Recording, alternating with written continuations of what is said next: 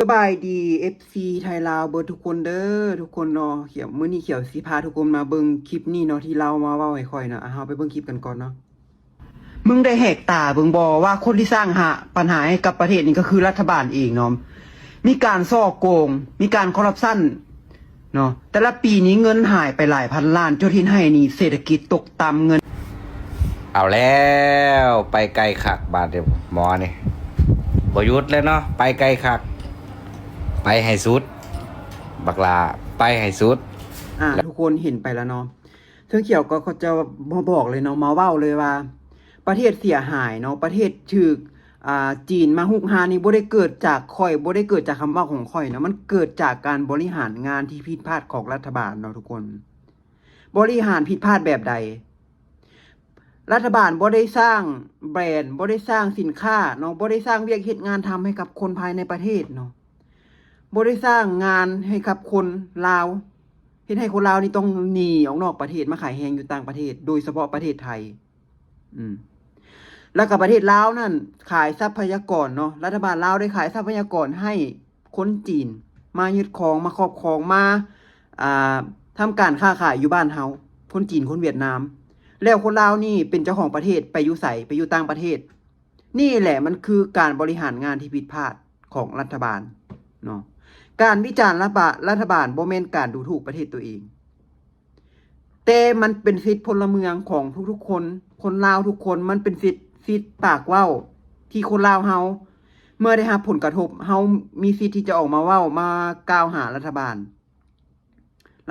ผิดพลาดบ่อนใดเขาก็ควรเว้าได้ปัญหาปากท้องนี่นะมันเป็นปัญหาสำคัญแฮงได้ทุกคนเนาะเพราะว่าถ้าเฮาบ่มีเงินบ่มีเวียกเฮ็ดงานทำเฮาสิเอาเงินแต่ใส่เฮาสิเฮ็ดหยังธุรกิจอาชีพทุกคนต้องมีอาชีพต้องสร้างเวียกเฮ็ดงานทำให้กับประชาชนแต่รัฐบาลลาวบ่เฮ็ดเนาะเรื่องแบบนี้เจ้าต้องคิดได้เจ้าบ่ได้แม่นว่าเจ้าสิมากล่าวหาค่อยบ่มีเหตุผลเนาะต้องเอาเหตุผลมาเว้าค่อยวิจารณ์รัฐบาลค่อยเว้าให้รัฐบาลการบริหารงานที่ผิดพลาดของรัฐบาลแฮงเนาะซึ่งการเฮ็ดแบบนี้นะเจ้าก็ยังได้รับผลกระทบเนาะเจ้าก็ยังมาเฮ็ดเวียกอยู่ไทยอย่าว่าแต่ข่อยเลยเจ้าก็ยังมาเนาะคันบ่ซั่นข่อยสิให้จุเจ้าเบิ่งคลิปอีกคลิปนึงเนาะเฮาไปเบิ่งคลิปอีกคลิปนึงกันเลยนี่เบิ่งเลยเนาะว่าประเทศเฮานี่มันต้นปลายสาเหตุมันมาจากหยังมันเป็นย้อนหยังไปเบิ่งเลยประเทศหนึ่งที่โคตรน่าสงสารถูกขายแบบถูกกฎหมายครั้งแล้วครั้งเล่าเขื่อนพลังน้ำ30 ปีเหมืองแร่30 ปีเกษตรและป่าไม้50 ปีรถไฟ50 ปีเขตเศรษฐกิจพิเศษคิงส์โรมันคาสิโนของจีนเทาเช่ายาว99 ปีประเทศนั้นก็คือลาวและกลางแผ่นดินลาวแห่งนี้เกิดเขตปกครองพิเศษ3 เหลี่ยมทองคำเข้าไปข้างในใช้ได้แค่เงินหยวนเวลาที่เดินคือเวลาปักกิ่งและเจ้าของแผ่นดินไม่มีสิทธิ์ไปก้าวก่ายหลายคนจึงเรียกมันว่าประเทศจีนในลาวแล้วคุณล่ะคิดว่านี่คือการพัฒนาหรือการขายประเทศแต่คำถามคือแล้วประชาชนลาวได้อะไรภูเขาถูกขุดแม่น้ำถูกกั้นที่ดินถูกเช่าได้เพียงเศษเงินแต่สิ่งที่เพิ่มขึ้นทุกปีคือหนี้สุดท้ายประเทศกลับกลายเป็นรวยกระจุกจนกระจายทั่วประเทศแล้วบางประเทศล่ะน้ำมันไฟฟ้า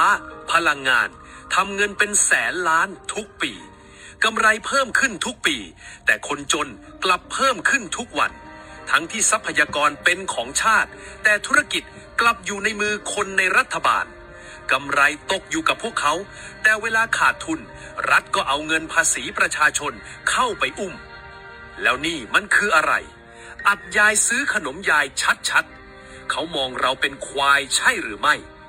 สุดท้ายคุณคิดว่าทรัพยากรของชาติวันนี้ยังเป็นของประชาชนหรือเป็นของคนไม่กี่กลุ่มที่คุมประเทศกันแน่ส่วนเจ้าเห็นบอกว่าทุกสิ่งทุกอย่างทุก everything ซิงเกิลนี่มันเกิดจากรัฐบาลเนาะขายทรัพย์สินขายเขาเอิ้นว่าให้ต่างชาติให้คนจีนนี่มาสัมปทานที่ดิน99 ปีทุกคนว่า99 ปีมันสิยุคใดเนาะมันยุคใด เรื่องนี้บ่มีไผออกมาเว้าเจ้าคือบ่ออกมาเว้าเด้เนาะปกป้องผลประโยชน์ของประเทศตัวเองไว้เนาะเก่งนำแต่คนลาวนำกันอันเจ้านี่ ความคิดล่าหลังแฮงเนาะฝากไว้ให้คิดเรื่องแบบนี้เด้อ